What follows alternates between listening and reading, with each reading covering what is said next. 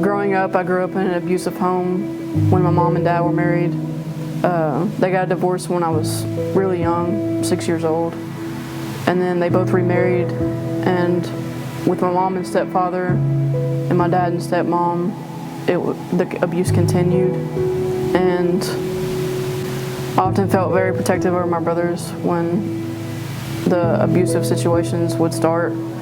And so it was like my body would shut down and I wasn't able to feel my emotions ever. I just kept shoving them down, starting at a very young age, even before they got divorced. I don't know if it was to protect my brothers or to protect myself. It was kind of just like what my body did. When I was 8, a family member molested me, and it went on a couple of times. I never told anybody. I kind of just shoved it down. It was like, when you're a kid, you don't think like those type of things are wrong. So you don't really know like till later on in life when someone tells you that that's not okay, that you really get to deal with it. And I think that going through that, it made me like start to lose trust in people or older people, older adults even. It made me feel like I had to keep everything on the inside and internalize it instead of feeling all my feelings. And so it was like my brain just put it in the back of my head and I just completely forgot about it until I was in my early 20s. After my parents got divorced from their second marriage, the abuse continued into relationship with my boyfriend at the time. During the first year, I realized that I probably should get out of that relationship, but it was kind of like I got stuck in it and wasn't able to get myself out until we had been together for 4.5 years. During that time, I was shut out from all of my friends and most of my family. I was, you could say it was an abusive relationship, just in its own way. It's hard to talk about the details, so I'm not going to do that. But I felt trapped. I felt like I couldn't go anywhere, that I pushed my friends and family away, and that there was no one to turn to. After being in therapy for probably a year, I started having really bad panic attacks, and all these memories started rushing back that I didn't remember my body had kept from me, from all the trauma. And then shortly after that, they diagnosed me with PTSD.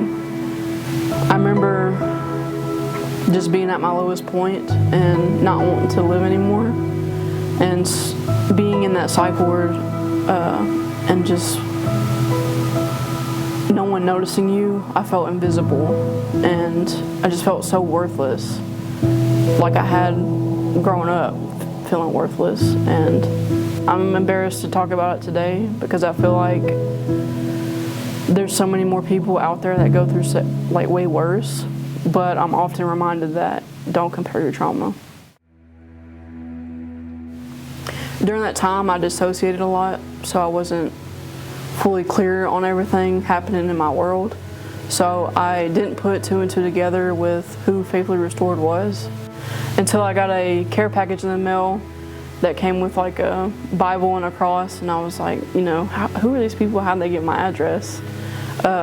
And then probably about a couple weeks after that, I received a card in the mail, and it was from this lady who wrote me and told me that, she was thinking of me, praying for me, and that she didn't know exactly what I was going through, but she knew that like I needed help, and that if I ever wanted to reach out to her, that she left me her number and her email.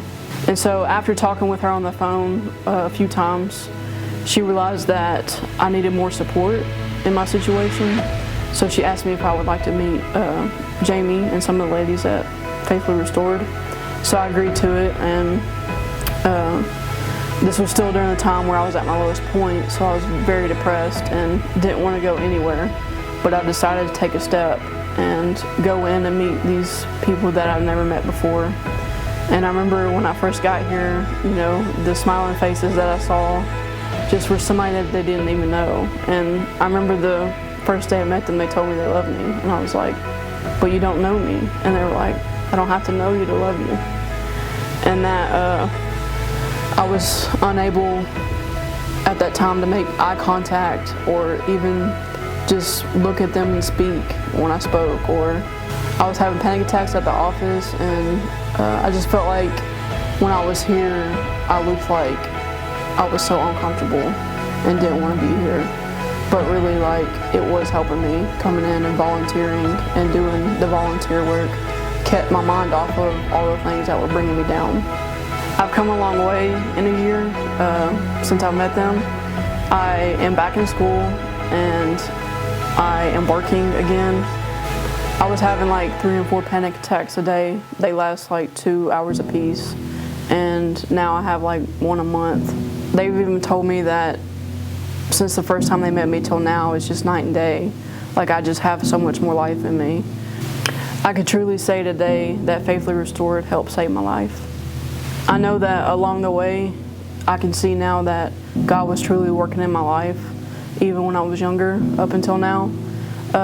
It was hard for me to realize that in those situations, but now being in therapy and working through things, I really do believe that He put people in my life like Faithfully Restored to help me get better and to help me see that there was so much more life than what I was living.